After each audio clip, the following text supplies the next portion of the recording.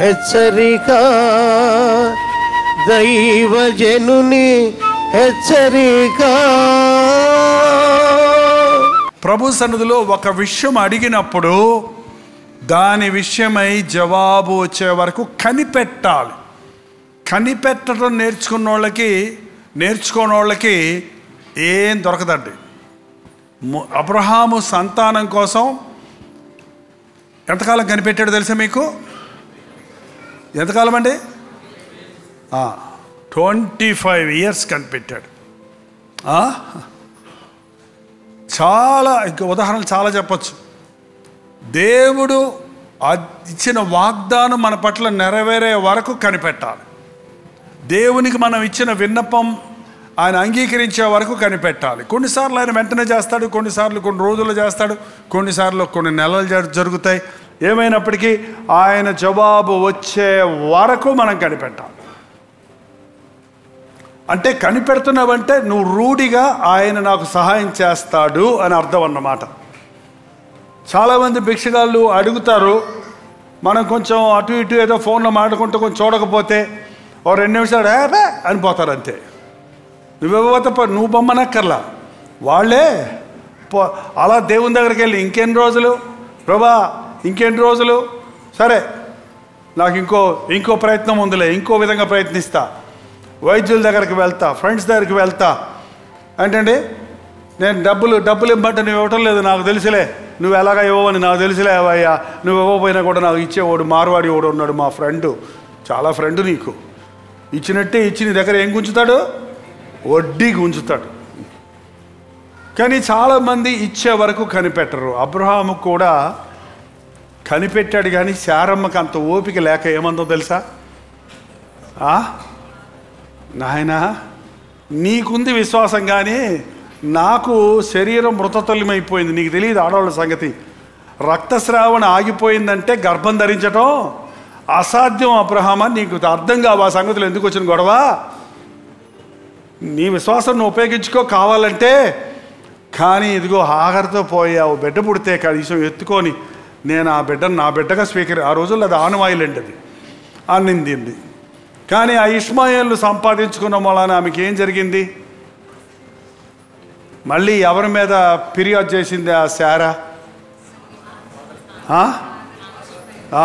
ఈ హాగర్కు చూడు ఎంత గర్విష్ట అయిపోయిందో. అంటే నన్నేం చేయమంటావు, నువ్వే కదా చెప్పు, నువ్వే చూసుకోమంటే ఆమె ఏం చేసిందంటే ఏమని శ్రమ పెడతాం మొదలుపెట్టింది. ఒక వయసు వచ్చేటప్పటికి ఇష్మాయేలు ఇస్సాకుని ఎగతాళి చేస్తుంటే నువ్వు వీళ్ళిద్దరిని ఎల్లగొడతావా లేదా, లేకపోతే నీకు విడాకులు ఇచ్చేస్తానందా? అబ్రహాం వెళ్ళి ప్రభా ఏం చేయమంటావు, అతను కూడా నా కుమారుడే కదా అంటే శారా చెప్పినట్టు అనలేదు, దేవుడు చెప్పాడు కాబట్టి విన్నాడు. కానీ ఇదంతా ఏమైంది? ఈ రోజు కూడా రండి ఇష్మాయేలీలకు ఇశ్రాయేలు వల్ల సమస్య. మనం దేవుడు ఇచ్చే వరకు కనిపెట్టకుండా నువ్వు కొనుక్కున్న వస్తువులు కానీ, తెచ్చుకున్న డబ్బులు కానీ, చేసుకున్న పెళ్ళిళ్ళు కానీ, కట్టుకున్న ఇల్లులు కానీ నీకు తలకాయ నెప్పే.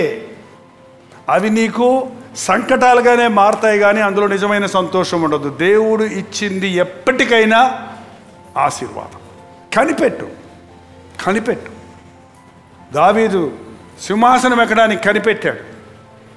యోసేపు దేవుని తన కలలు నెరవేరటానికి కనిపెట్టాడు. శ్రమల్లో శోధనల్లో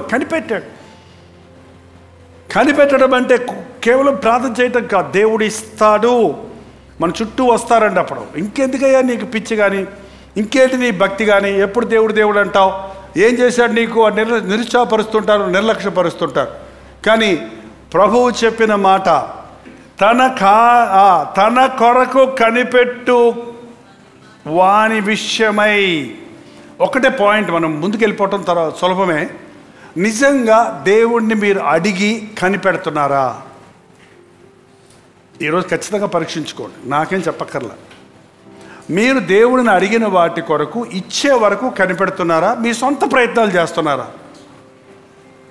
దేవుడు మీకు వాగ్దానం ఇచ్చాడు, ఆ వాగ్దానం నెరవేరే వరకు కనిపెడుతున్నారా లేదా అనేది వాళ్ళ పరీక్షించుకోండి. ప్రార్థన. పరిశుద్ధుడా, ప్రేమగల తండ్రి, మా విన్నపములు పరిచున్నామయ్యా. మా భారములు మా చింత నీ మీద వేసి ఉన్నామయ్యా. మా మనవులు ఆలకించేసయ్యా, నీకు వందనాలు. మా చేతులెత్తి నీ వైపు చూస్తున్నామయ్యా, మా కన్నులెత్తి నీ వైపు చూస్తున్నామయ్యా, మా హృదయాలు నీ వైపే మళ్ళించామయ్యా, నీ కొరకే కనిపెడుతున్నామయ్యా.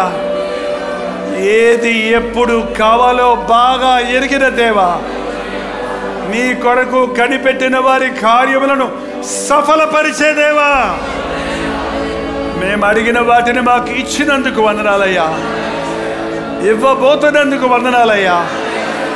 ఇస్తావని విశ్వాసంతో నమ్ముచున్నామయ్యా. నీ వైపే చూచుటకు సహాయము చేయము, నీ అందే విశ్వాసముచ్చుటకు సహాయము చేయము. అడిగి ఊహించిన వాటికంటే అద్భుతాలు చేసే దేవా, మా వ్యక్తిగతమైన కొరతలన్నీ తీర్చినందుకు వందనములయ్యా. మా బలహీనతల నుండి మేము విడుదల పొందినందుకు వందనములయ్యా. సంతుష్టి సహితమైన భక్తి మాకు దయచేయము. మీ సాక్షులుగా బ్రతకాలనే ఆశ మాకు దయచేయము. క్రీస్తు నామములో అడుగుచున్నాను తండ్రి.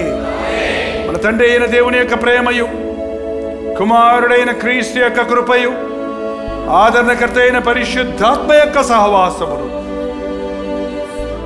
మనం ఆయన సన్నిధిలో కనిపెట్టి ప్రార్థించిన ప్రతి విషయము సఫలపరచగలిగిన దేవునికి కృతజ్ఞతాస్తుతులు చెల్లించుచున్నాము. మనం అడిగినవి మనకిచ్చిన ప్రభువుకే సమస్తమైన ఘనత, మహిమ, స్తోత్రము చెల్లును గాక. ఆమేన్, ఆమేన్, ఆమేన్.